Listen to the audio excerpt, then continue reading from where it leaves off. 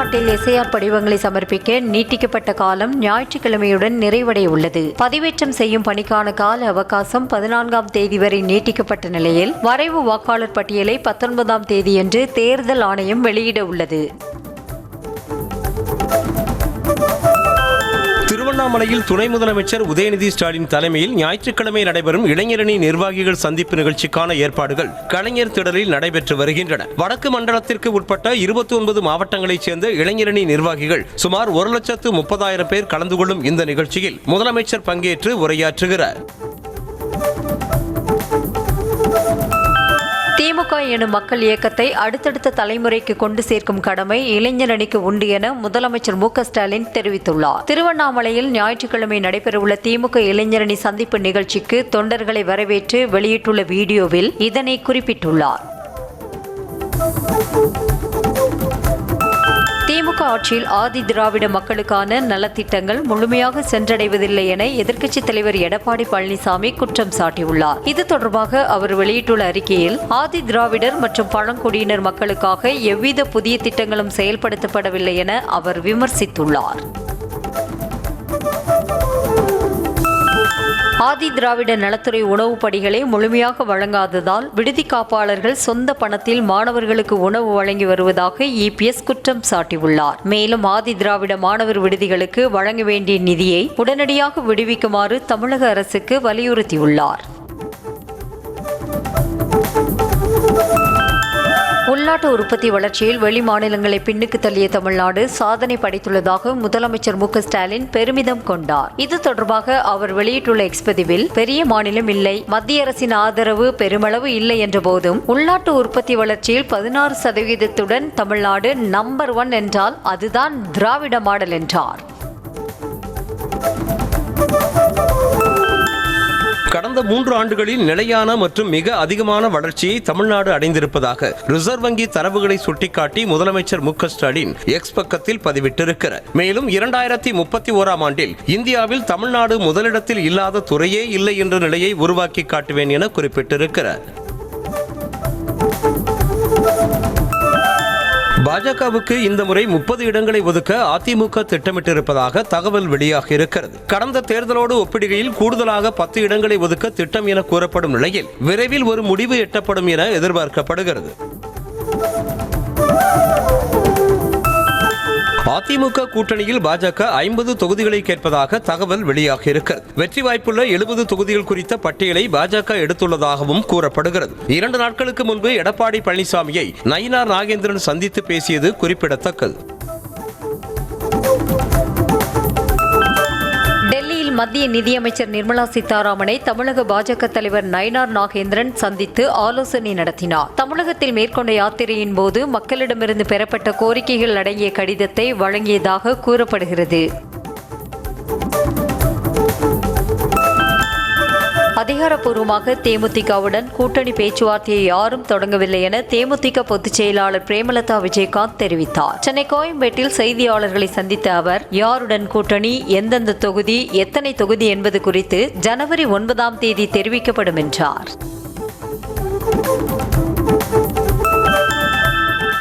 பழைய ஓய்வூதிய திட்டம் உள்ளிட்ட 10 அம்ச கோரிக்கைகளை வலியுறுத்தி ஜாக்டோ ஜியோ அமைப்பு சார்பாக தமிழகம் முழுவதும் உண்ணாவிரத போராட்டம் நடைபெற்றது. தஞ்சாவூரில் பனகல் கட்டடம் முன்பும், ராணிப்பேட்டையில் முத்துக்கடை பேருந்து நிலையத்திலும், பெரம்பலூரில் மாவட்ட ஆட்சியர் அலுவலகம் முன்பும், விழுப்புரத்தில் நகராட்சி திடலிலும் உண்ணாவிரதம் நடைபெற்றது.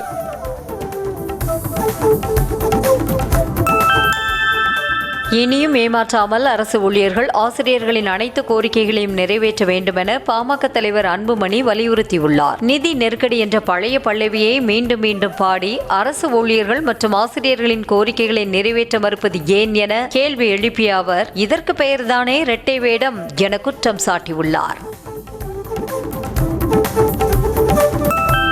12வது நாளாக சென்னை விமான நிலையத்தில் சனிக்கிழமை ஒரே நாளில் 56 இண்டிகோ விமானங்கள் ரத்து செய்யப்பட்டுள்ளன. 28 புறப்பாடு, 28 வருகை விமானங்கள் ரத்து செய்யப்பட்ட நிலையில் முன்பை காட்டிலும் விமானங்கள் ரத்து செய்யப்படுவது சற்று குறைந்துள்ளதால் பயணிகள் நிம்மதி அடைந்துள்ளனர்.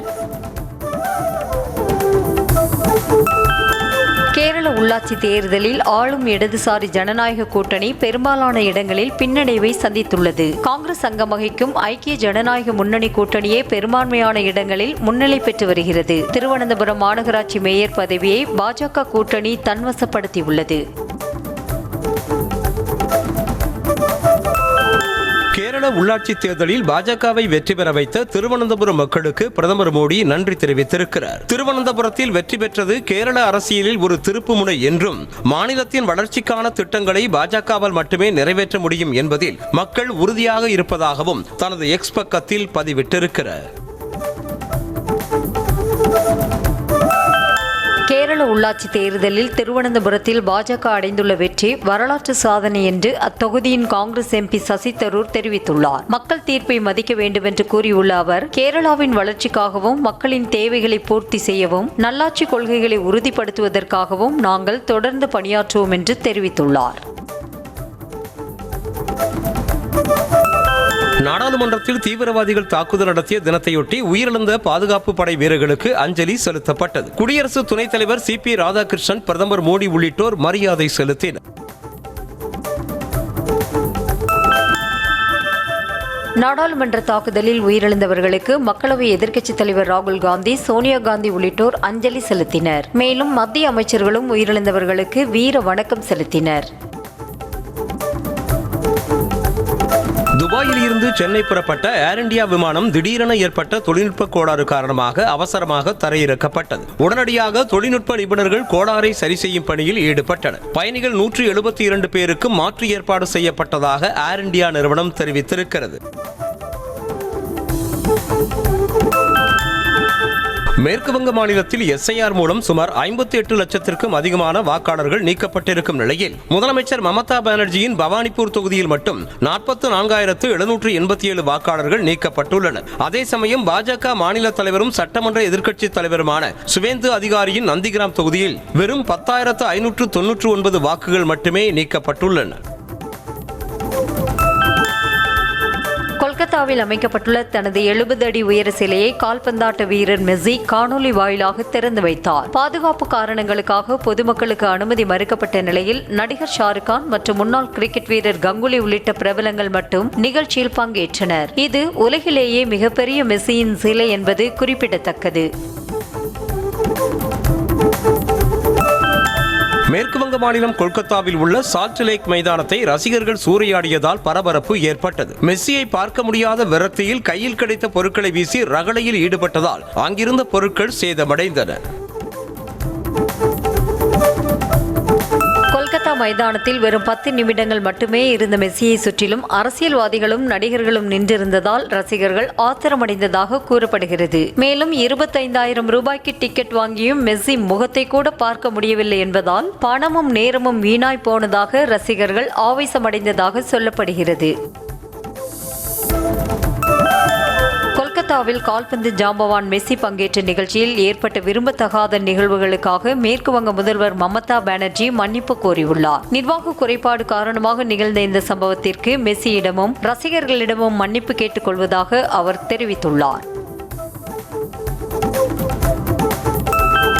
கொல்கத்தாவில் மெஸ்ஸி நிகழ்ச்சிக்கு ஏற்பாடு செய்தவர் கைது செய்யப்பட்டார். மைதானத்திற்கு வந்த மெஸ்ஸியை தெளிவாக கூட பார்க்க முடியாத அளவு மோசமான வகையில் ஏற்பாடு செய்யப்பட்டதாக ஆயிரக்கணக்கில் பணத்தை கொடுத்து டிக்கெட் வாங்கிய ரசிகர்கள் ஆதங்கத்தை கொட்டினர். இதனிடையே ரசிகர்களுக்கு டிக்கெட் கட்டணத்தை திருப்பித் தர நிகழ்ச்சி ஏற்பாட்டாளர்கள் சம்மதம் தெரிவித்ததாக கூறப்படுகிறது.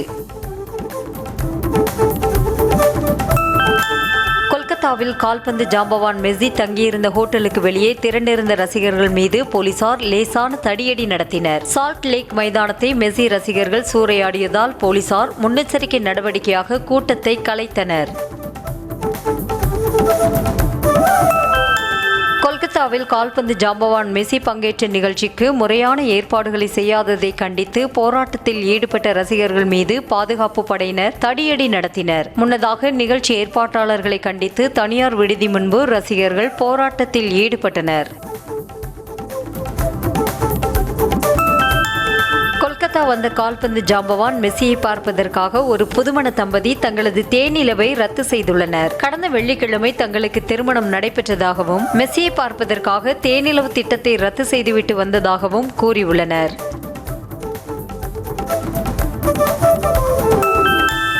சென்னையில் பார் வெள்ளியின் விலை கிலோவுக்கு 6000 ரூபாய் குறைந்திருக்கிறது. நேற்று ஒரே நாளில் வெள்ளியின் விலை கிலோவுக்கு 7000 ரூபாய் அதிகரித்த நிலையில் இன்று குறைந்திருக்கிறது. வெள்ளி 1 கிராமுக்கு 6 ரூபாய் குறைந்து 210 ரூபாய்க்கும், கிலோவுக்கு 6000 ரூபாய் குறைந்து 2,10,000 ரூபாய்க்கும் விற்பனை செய்யப்படுகிறது. மதுரை மாநகராட்சியின் 200 கோடி ரூபாய் ஊழலை கண்டித்து வரும் 17ஆம் தேதி அதிமுக சார்பில் கண்டன ஆர்ப்பாட்டம் நடத்தப்படும் என அந்த கட்சியின் பொதுச் செயலாளர் எடப்பாடி பழனிசாமி அறிவித்துள்ளார். மாநகராட்சியின் நிர்வாக சீர்கேடுகள் மற்றும் முறைகேடான வரி விதிப்பு, மக்களுக்கு முறையாக குடிநீர் வழங்காத மாநகராட்சி நிர்வாகத்தை கண்டித்து மதுரையில் போராட்டம் நடைபெறும் என தெரிவித்துள்ளார். மகளிர் உரிமை தொகை திட்ட விரிவாக்கம் குறித்து விமர்சனம் செய்த இபிஎஸ்க்கு பதிலளித்த அமைச்சர் சேகர் பாபு, அவர் ஆட்சியில் இருக்கும்போது இதுபோன்ற திட்டங்களை அறிவித்திருக்கலாமே என சாடினார். முன்னதாக சென்னை தண்டையார்பேட்டையில் கட்டப்பட்டு வரும் 1.38 ஏக்கர் பரப்பளவிலான நவீன பேருந்து நிலையத்தை பார்வையிட்டு அவர் ஆய்வு மேற்கொண்டார். 1 லிட்டர் பால் 80 ரூபாய்க்கு விற்பனையாகும் திமுக ஆட்சியில் தங்களுக்கு வழங்கப்படும் 1000 ரூபாயை கொண்டு 13 நாட்களுக்கான பால் செலவை கூட பெண்களால் சமாளிக்க முடியாது என பாமக தலைவர் அன்புமணி தெரிவித்திருக்கிறார். கூடுதலாக 16 லட்சம் பெண்களுக்கு மகளிர் உரிமை தொகை திட்டத்தை தொடங்கி வைப்பதற்காக பல கோடி ரூபாய் மக்களின் வரிப்பணத்தை வீணடித்து மாபெரும் விளம்பர நாடகத்தை திமுக அரசு அரங்கேற்றியிருப்பதாக சாடினார். அமமுக பொதுச் செயலாளர் டிடிவி தினகரனின் பிறந்த நாளையொட்டி தமிழக பாஜக முன்னாள் தலைவர் அண்ணாமலை அவருக்கு வாழ்த்து தெரிவித்திருக்கிறார். 40 ஆண்டுகளாக தமிழக அரசியலில் முக்கிய இடம்பெற்றவர் என்றும் ஜெயலலிதாவின் வலதுகரமாக திகழ்ந்த டிடிவி தினகரன் நீண்ட ஆயுளுடன் தனது அரசியல் மற்றும் சமூக பணிகளில் சிறந்து விளங்க வேண்டும் என வேண்டிக் கொள்வதாக குறிப்பிட்டிருக்கிறார். முருகன் இந்து கடவுளா? தேர்தல் வரும்போது மட்டும் முருகன் மீது பக்தி வருவது ஏன் என நாத்தாக்க ஒருங்கிணைப்பாளர் சீமான் கேள்வி எழுப்பியுள்ளார். திருச்சியில் செய்தியாளர்களை சந்தித்த அவர், அயோத்தியில் ராமர், ஒரிசாவில் பூரி ஜெகநாதர் வரிசையில் தமிழகத்தில் முருகனை வைத்து அரசியல் செய்வதாக விமர்சித்தார். 41 பேரின் உயிர்களை காவு வாங்கிய கரூர் கூட்ட நெரிசல் தொடர்பாக காவல்துறை அதிகாரிகளிடம் சிபிஐ அதிகாரிகள் விசாரணை மேற்கொண்டு வருகின்றனர். கரூர் போக்குவரத்து காவல் ஆய்வாளர், சட்டம் ஒழுங்கு காவல் ஆய்வாளர் போக்குவரத்து காவலரிடம் விசாரணை மேற்கொண்டனர்.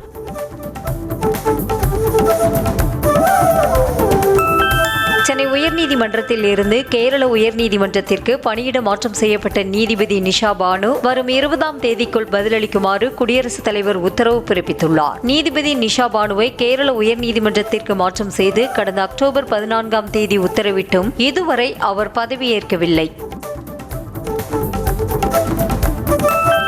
டிசம்பர் இறுதி அல்லது ஜனவரி முதல் வாரத்தில் மாணவர்களுக்கு அரசின் விலையில்லா மடிக்கணினி வழங்கப்படும் என அமைச்சர் அன்பில் மகேஷ் பொய்யாமொழி தெரிவித்திருக்கிறார். திருச்சி டிவிஎஸ் டோல்கேட் அருகே செய்தியாளர்களுக்கு பேட்டியளித்த அவர், லேப்டாப் தொடர்பான டெண்டர் விடப்பட்டு விட்டதாக தெரிவித்தார். மேலும் அடுத்த 15 ஆண்டு காலம் நிச்சயம் திமுக தான் ஆட்சியில் இருக்கும் என்றார். பாஜக முன்னாள் நிர்வாகி KR வெங்கடேஷின் குடும்பத்தினரை துன்புறுத்தக்கூடாது என காவல்துறைக்கு சென்னை உயர்நீதிமன்றம் உத்தரவிட்டுள்ளது. விசாரணைக்கு அழைப்பதாக நள்ளிரவு மற்றும் அதிகாலையில் வீட்டுக்கு வந்து போலீசார் செய்யும் செயல்களால் தனது பிள்ளைகள் மன உளைச்சலுக்கு ஆளாகி படிப்பில் கவனம் செலுத்த முடியாமல் உள்ளதாக வெங்கடேஷ் வழக்கு தாக்கல் செய்திருந்தார்.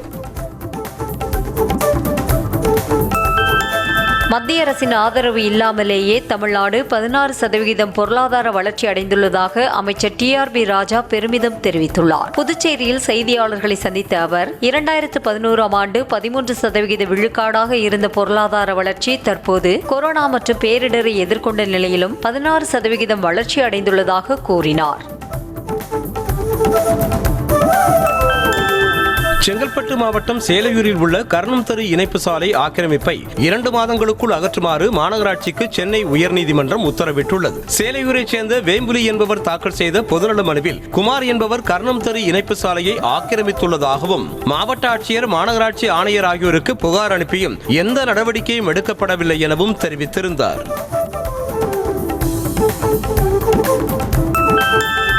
நாகை அருகே திருமருகலில் அதிமுக, திமுக உள்ளிட்ட மாற்றுக் கட்சிகளில் இருந்து விலகிய 500க்கும் மேற்பட்டோர் தாவேகாவில் இணைந்தனர். தேவங்குடி, மத்தியக்குடி, நாட்டார்மங்கலம், நெய்க்குப்பை, திட்டச்சேரி, கொத்தமங்கலம் உள்ளிட்ட சுற்றுவட்டார பகுதிகளில் இருந்து திமுக, அதிமுக உள்ளிட்ட மாற்றுக் கட்சிகளில் இருந்து விலகியவர்கள் தமிழக வெற்றிக் கழகத்தில் இணைந்தனர்.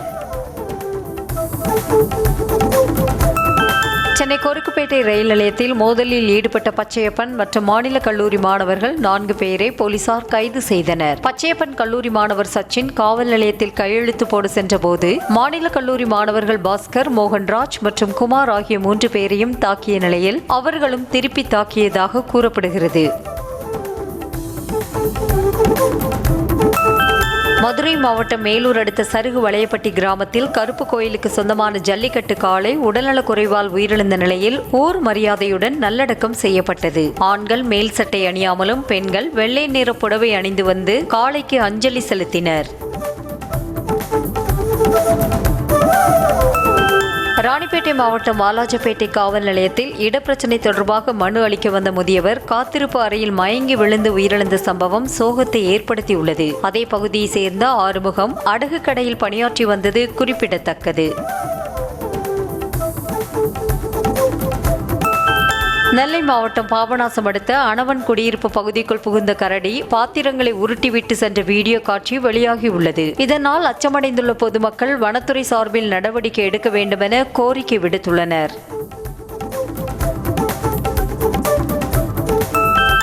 தஞ்சாவூர் மாவட்டம் கபிஸ்தலத்தில் தன்னிடம் டியூஷன் படித்த 16 வயது சிறுமிக்கு பாலியல் தொல்லை கொடுத்த அரசு பள்ளி ஆசிரியரை போலீசார் போக்சோ சட்டத்தின் கீழ் கைது செய்தனர். பாபநாசம் அரசு ஆண்கள் மேல்நிலைப் பள்ளியில் பணிபுரியும் ஆசிரியர் முருகன் கபிஸ்தலத்தில் டியூஷன் வைத்து நடத்தி வரும் நிலையில் டியூஷனுக்கு வந்த சிறுமியிடம் ஆபாசமாக பேசி பைக்கில் ஏறுமாறு கையை பிடித்து இழுத்து பாலியல் தொல்லை கொடுத்துள்ளார். சிவகங்கை மாவட்டம் மானாமதுரை நகராட்சியில் கையோடு பெயர்ந்து வரும் அளவிற்கு புதிதாக தார் சாலை போடப்பட்டதாக புகார் எழுந்த நிலையில் நகராட்சி ஆணையர் ஆய்வு மேற்கொண்டார். தார் ஊற்றாமல் வெறும் கலவையை கொண்டு சாலை அமைக்கப்பட்டது உறுதியானதை தொடர்ந்து ஏற்கனவே போடப்பட்ட சாலையை அகற்றிவிட்டு புதிதாக தரமான முறையில் சாலை அமைக்க நடவடிக்கை எடுக்கப்படும் என நகராட்சி ஆணையர் உறுதியளித்தார். திருப்பூர் மாவட்டம் உடுமலை அருகே இரவு நேரத்தில் முகமூடி அணிந்த மர்ம நபர் ஒருவர் மொட்டை மாடி வழியாக இறங்கி திருட்டு சம்பவத்தில் ஈடுபட முயன்ற சிசிடிவி காட்சி வெளியாக இருக்கிறது. ஜன்னல் கதவுகள் வழியாக டார்ச் லைட் மூலமாக நோட்டமிட்ட மர்ம நபர் வீட்டிற்குள் ஆட்கள் இருப்பதை கண்டு அங்கிருந்து தப்பிச் சென்றார்.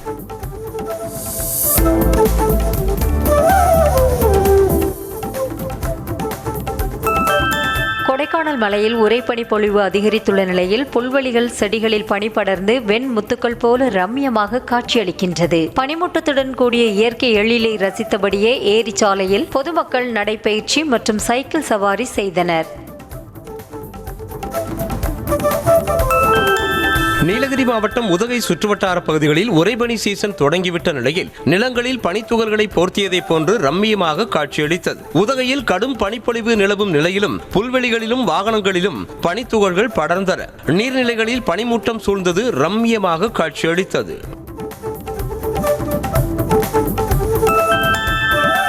புயல் காரணமாக ராமநாதபுரத்தில் பெய்த கனமழையால் தேங்கிய மழைநீர் 10 நாட்களாக வடியாததால் பொதுமக்கள் கடும் அவதியடைந்துள்ளனர். MSK நகரின் பல பகுதிகளில் 10 நாட்களாக முழங்கால் அளவுக்கு மழைநீர் தேங்கி நிற்பதால் கொசுக்கள் உற்பத்தியாகி நோய் பரவும் அபாயம் உள்ளதாக குடியிருப்பு வாசிகள் வேதனை தெரிவிக்கின்றனர். ராமநாதபுரத்தில் கடந்த சில நாட்களாக பெய்த மழையால் மாவட்ட ஆட்சியர் அலுவலக வளாகத்தில் உள்ள ஹெலிபேட் இறங்கு தளத்தில் வெள்ளம் சூழ்ந்து குளம் போல காட்சியளிக்கிறது. நீர் வெளியேற்றப்படாமல் இருப்பதால் வாகன ஓட்டிகள் வாகனங்களை ஹெலிபேட் வளாகத்தில் எடுத்து வந்து கழுவிவிட்டு செல்கின்றனர். தேனியில் வைகை அணையிலிருந்து திறக்கப்படும் தண்ணீரின் அளவு வினாடிக்கு 1300 கன அடியிலிருந்து 2250 கன அடியாக அதிகரிக்கப்பட்டுள்ளதால் வைகை ஆற்றங்கரையோர மக்களுக்கு எச்சரிக்கை விடுக்கப்பட்டுள்ளது. பெரியார் கால்வாய் பாசனத்திற்கு வினாடிக்கு 1600 கன அடியும், கிருதுமால் நதி பாசனத்திற்காக 650 கன அடியும் வைகை ஆற்றில் தண்ணீர் திறக்கப்படுகிறது. காஞ்சிபுரம் அருகே தனியார் சட்டக்கல்லூரி நிர்வாகம் தொல்லை தந்ததால் மாணவி தற்கொலை செய்து கொண்டதாக கூறப்படும் நிலையில் கல்லூரி மீது நடவடிக்கை எடுக்க வலியுறுத்தி மாணவர் அமைப்பினர் போராட்டத்தில் ஈடுபட்டனர். கீழ்நல்லாத்தூர் கிராமத்தைச் சேர்ந்த பாரதி கல்லூரி படிப்பை நிறுத்துவதாக முடிவெடுத்து மாற்று சான்றிதழ் கேட்ட நிலையில் கல்வி கட்டணம் 3,90,000 ரூபாய் செலுத்தினால் மட்டுமே சான்றிதழ் வழங்க முடியும் என கூறியதாக சொல்லப்படுகிறது. கோவை மாவட்டம் அன்னூர் அருகே உலா வந்த காட்டு யானைகளை விரட்டிய போது தனியார் நூற்பாலையின் கேட்டை இடித்து தள்ளிய சிசிடிவி காட்சி வெளியாக இருக்கிறது. பெரியநாயக்கன்பாளையம் வனச்சரக பகுதியில் இருந்து வெளியேறிய 3 காட்டு யானைகள் கடந்த 2 நாட்களாக கீரநத்தம், காக்காபாளையம் உள்ளிட்ட பகுதிகளில் உலா வந்த நிலையில் வனத்துறையினர் விரட்டினர். கிருஷ்ணகிரி மாவட்டம் ஒசூரில் அரசு பள்ளி கட்டடத்தை இடிக்கும் பணியின் போது சுவர் இடிந்து விழுந்ததில் இடிபாடுகளில் சிக்கிய ஒப்பந்த தொழிலாளி உடல் நசுங்கி உயிரிழந்தார். பள்ளி கட்டடத்திற்கும் அங்கன்வாடி கட்டடத்திற்கும் இடையில் நின்றிருந்த ஆந்திர மாநிலத்தைச் சேர்ந்த ஒப்பந்த தொழிலாளி சீனு என்பவர் மீது சுவர் இடிந்து விழுந்தது. திருப்பரங்குன்றம் மலை உச்சி தூணில் தீபமேற்ற கோரி அப்பகுதி மக்கள் சார்பாக உண்ணாவிரத போராட்டத்தில் ஈடுபட்டனர். பொதுமக்கள் சார்பாக உண்ணாவிரத போராட்டம் நடத்த காவல்துறை மறுப்பு தெரிவித்த நிலையில் நிபந்தனைகளோடு போராட்டம் நடத்த உயர்நீதிமன்ற மதுரை கிளை உத்தரவிட்டது. திருவண்ணாமலை மாவட்டம் கீழ்பெண்ணாத்தூர் அருகே பைக் மீது டிராக்டர் மோதியதில் பள்ளி மாணவர் சம்பவ இடத்திலேயே உயிரிழந்தார். சிறுநாத்தூர் பகுதியை சேர்ந்த லோகேஷ் என்ற 17 வயது சிறுவன் பைக்கில் வட்டார வளர்ச்சி அலுவலகம் அருகே சென்றபோது எதிரே கீழ்பெண்ணாத்தூர் நோக்கி வந்த டிராக்டர் ஓட்டுநரின் கட்டுப்பாட்டை இழந்து பைக் மீது மோதியது.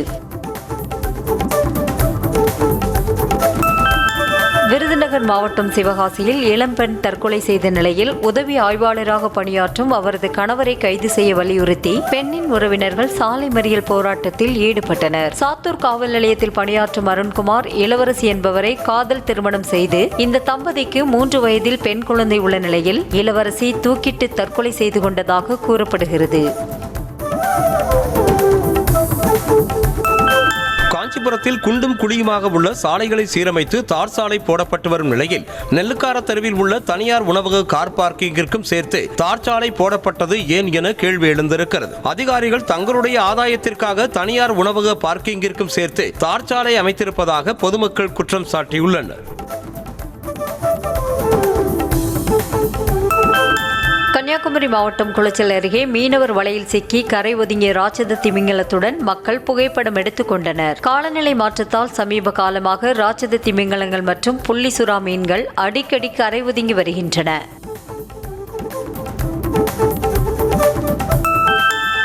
புதுக்கோட்டை மாவட்டம் பிசானாத்தூரில் அமையவுள்ள தனியார் உயிரி மருத்துவக் கழிவு சுத்திகரிப்பு ஆலைக்கு எதிராக 50 நாட்களாக போராட்டத்தில் ஈடுபட்டு வந்த போராட்டக் குழுவினரை போலீசார் கைது செய்தனர். மருத்துவக் கழிவு சுத்திகரிப்பு ஆலை வராது என அரசு அலுவலர்கள் கூறியும் எழுத்துப்பூர்வமாக தெரிவிக்க வேண்டும் என கோரிக்கை விடுத்த போராட்டக் குழுவினர் அரசுக்கு எதிராக கோஷங்களை எழுப்பினர். புதுச்சேரி சுல்தான்பேட்டையில் வீதியில் நடந்து சென்ற சிறுவனை தெருநாய் துரத்தும் சிசிடிவி காட்சி வெளியாக இருக்கிறது. ரஹ்மத் நகரில் வீட்டில் இருந்து வீதியில் நடந்து கொண்டிருந்த சிறுவனை கண்ட தெருநாய் துரத்தி சென்றது.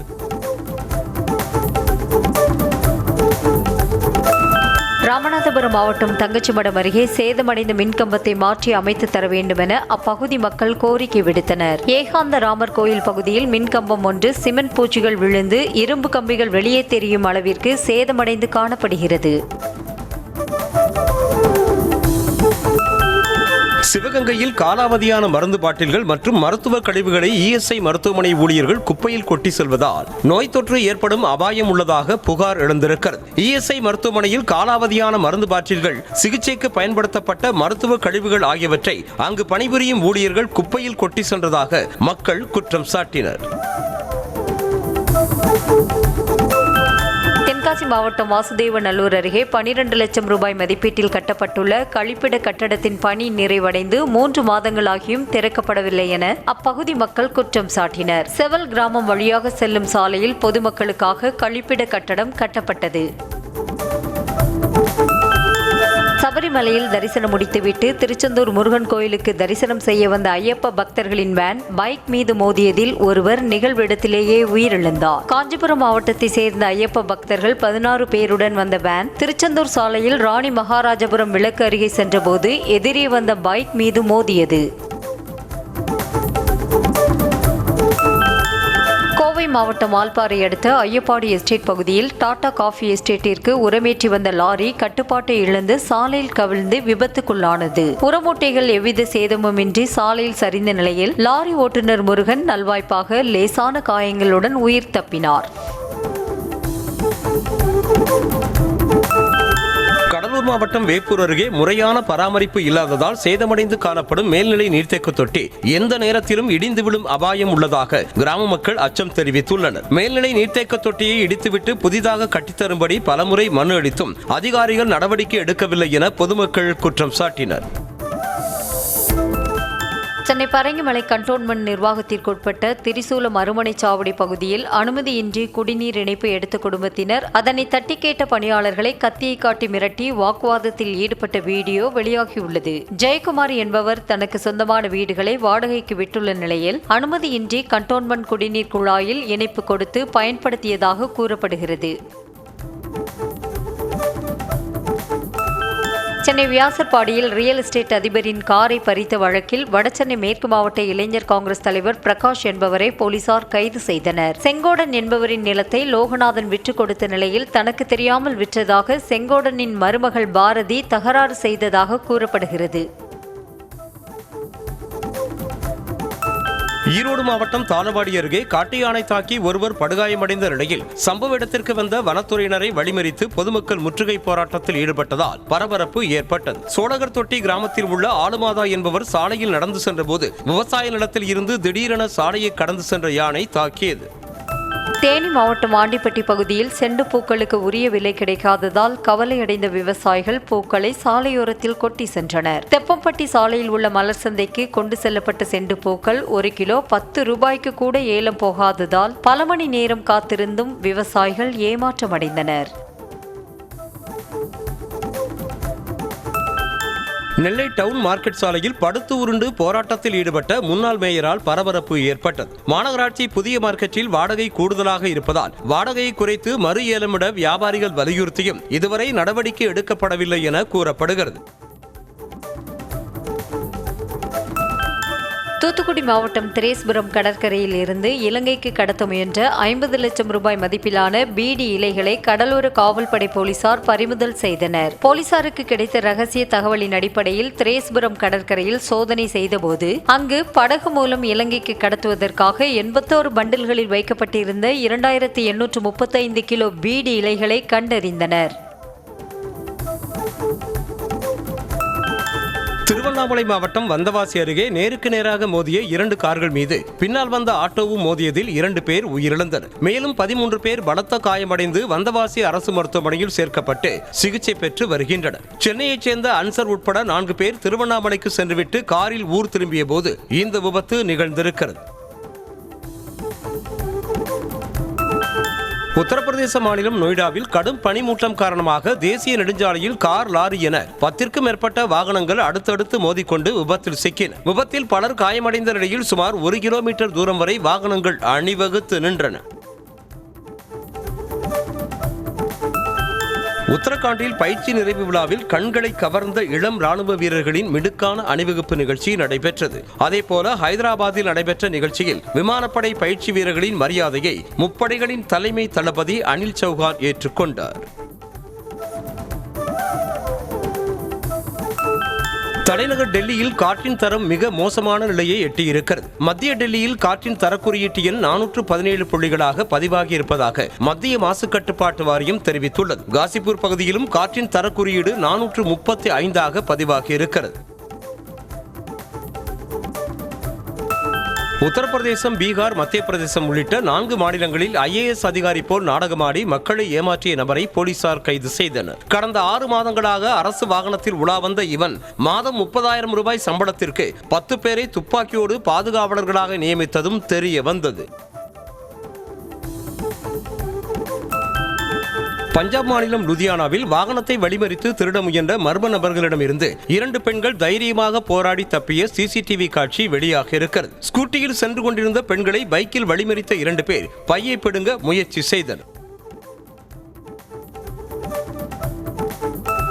கம்போடியாவுக்கு எதிரான ராணுவ நடவடிக்கைகள் தொடரும் என தாய்லாந்து பிரதமர் அதிரடியாக அறிவித்திருக்கிறார். சண்டையை நிறுத்த இரு நாடுகளும் ஒப்புக்கொண்டதாக அமெரிக்க அதிபர் ட்ரம்ப் கூறியிருந்த நிலையில் நேர்மாறாக தாய்லாந்து பிரதமர் தெரிவித்துள்ளது குறிப்பிடத்தக்கது. பாலியல் குற்றவாளி ஜெஃப்ரி எப்ஸ்டீன் எஸ்டேட்டில் அதிபர் ட்ரம்ப் பல பெண்களோடு நிற்கும் சர்ச்சை புகைப்படம் வெளியாக இருக்கிறது. ஜெஃப்ரி எப்ஸ்டீன் எஸ்டேட்டில் கைப்பற்றப்பட்டிருக்கும் 19 புதிய திரைப்படங்கள் வெளியாகி உள்ளன. அதில் டொனால்ட் ட்ரம்ப் மட்டுமில்லாமல் முன்னாள் அமெரிக்க அதிபர் பில் கிளின்டன், தொழிலதிபர் பில் கேட்ஸ், ட்ரம்பின் கூட்டாளியான ஸ்டீவ் பேனன் உள்ளிட்டோரின் புகைப்படங்கள் வெளியாகி உள்ளன. இந்தியாவுக்கு எதிரான 50% வரியை நீக்க கோரி அமெரிக்க நாடாளுமன்றத்தில் தீர்மானம் கொண்டு வரப்பட்டுள்ளது. அதீத வரி விதிப்பு காரணமாக அமெரிக்க நுகர்வோர்கள் மட்டுமன்றி இரு நாடுகளுக்கும் இடையே உள்ள உறவும் பாதிக்கப்பட்டுள்ளதாக கூறி ஜனநாயக கட்சி உறுப்பினர்கள் நாடாளுமன்றத்தில் தீர்மானம் கொண்டு வந்தனர். யுக்ரைன் போரில் ரஷ்யாவுக்காக சண்டையிட்டு தாயகம் திரும்பிய வடகொரிய வீரர்களுக்கு உற்சாக வரவேற்பு அளிக்கப்பட்டுள்ளது. 3 ஆண்டுகளுக்கு மேல் நீடிக்கும் போரில் ரஷ்யாவுக்கு ஆதரவாக கடந்த ஆண்டு மட்டும் 14,000 வீரர்களை வடகொரியா அனுப்பி வைத்தது. இதில் 6,000 பேர் கொல்லப்பட்டதாக சொல்லப்படுகிறது. புயல் மழை வெள்ளத்தால் இந்தோனேசியா உருக்குலைந்து காணப்படும் நிலையில் வீடுகளை இழந்த பொதுமக்கள் தற்காலிக கூடாரங்களில் தங்க வைக்கப்பட்டுள்ளனர். முக்கிய பகுதிகள் அனைத்தும் உருக்குலைந்து காணப்படும் ட்ரோன் காட்சிகள் வெளியாகியுள்ளன. காசாவில் பாலஸ்தீன மக்கள் மண் வீடுகளை கட்டி வருகின்றனர். போரில் வீடுகளை இழந்த நிலையில் குளிர்காலம் நெருங்குவதால் வீடுகளை கட்டும் பணிகளின் முன்னேற்பாடுகள் தீவிரமாக மேற்கொள்ளப்பட்டு வருகிறது.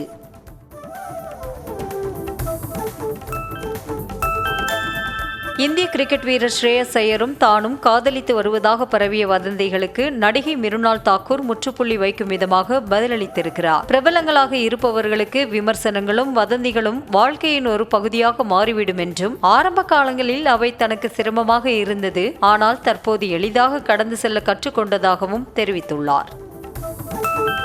பிறந்தநாள் வாழ்த்து தெரிவித்த அனைவருக்கும் நடிகர் ரஜினிகாந்த் நன்றி தெரிவித்திருக்கிறார். இது தொடர்பான பதிவில் முதலமைச்சர் மு.க. ஸ்டாலின், எதிர்க்கட்சித் தலைவர் எடப்பாடி பழனிசாமி, அனைத்து அரசியல் கட்சி தலைவர்கள், பிரமுகர்கள், திரையுலக நண்பர்கள், என்னை வாழ வைக்கும் தெய்வங்களான அனைத்து ரசிக பெருமக்களுக்கும் என்னுடைய மனமார்ந்த நன்றிகள் என குறிப்பிட்டிருக்கிறார். நடிகர் ரஜினிகாந்த் குடும்பத்தினருடன் திருப்பதி ஏழுமலையான் கோயிலில் தரிசனம் செய்தார். 75வது பிறந்த நாளை ஒட்டி திருப்பதி மலையில் தங்கிய அவர் அதிகாலையில் ஏழுமலையான் கோயிலுக்கு சென்று VIP பிரேக் தரிசனம் மூலம் சாமியை வழிபட்டார். அப்போது ஆரவாரம் செய்த ரசிகர்களை பார்த்து ரஜினிகாந்த் கையசைத்துவிட்டு சென்றார்.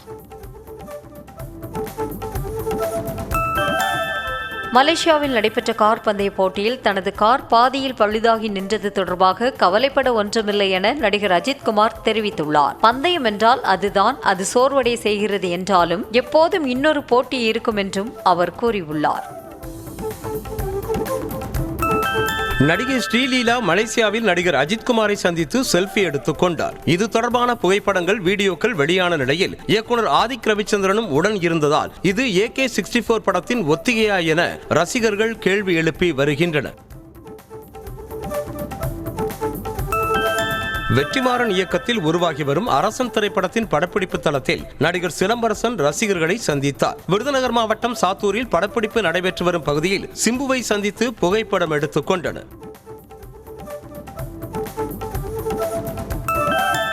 நடிகர் பாலகிருஷ்ணாவின் அகண்டா 2 திரைப்படம் வெளியான முதல் நாளிலேயே உலக அளவில் 59.5 கோடி ரூபாய்க்கும் அதிகமாக வசூலித்து சாதனை படைத்துள்ளது. வெளியீட்டில் தாமதமானாலும் படத்திற்கு கிடைத்துள்ள வரவேற்பினால் நடிகர் பாலையாவின் ரசிகர்கள் மிகுந்த மகிழ்ச்சி அடைந்துள்ளனர். திருவாரூர் மாவட்டம் நன்னிலம் அருகே யமதர்மராஜனுக்கு தனி சன்னதி உள்ள வாஞ்சிநாத சுவாமி கோவில் தேரோட்ட விழாவில் ஏராளமான பக்தர்கள் கலந்து கொண்டு தேரை வடம் பிடித்து இழுத்தனர். 60 அடி உயர அலங்கரிக்கப்பட்ட திருத்தேரில் சுப்பிரமணிய சுவாமி, வள்ளி தேவசேனா சுவாமிகள் எழுந்தருளினர். திருப்பத்தூர் மாவட்டம் வாணியம்பாடி கச்சேரி சாலையில் உள்ள ஐயப்பன் கோயில் கருவறை 10 லட்சம் ரூபாய் நோட்டுகளால் அலங்காரம் செய்யப்பட்டுள்ளது. கார்த்திகை மாத கடைசி சனிக்கிழமையான இன்று ஐயப்பனுக்கு 20, 50, 100, 200, 500 ரூபாய் நோட்டுகளால் அலங்காரம் செய்யப்பட்டுள்ளது.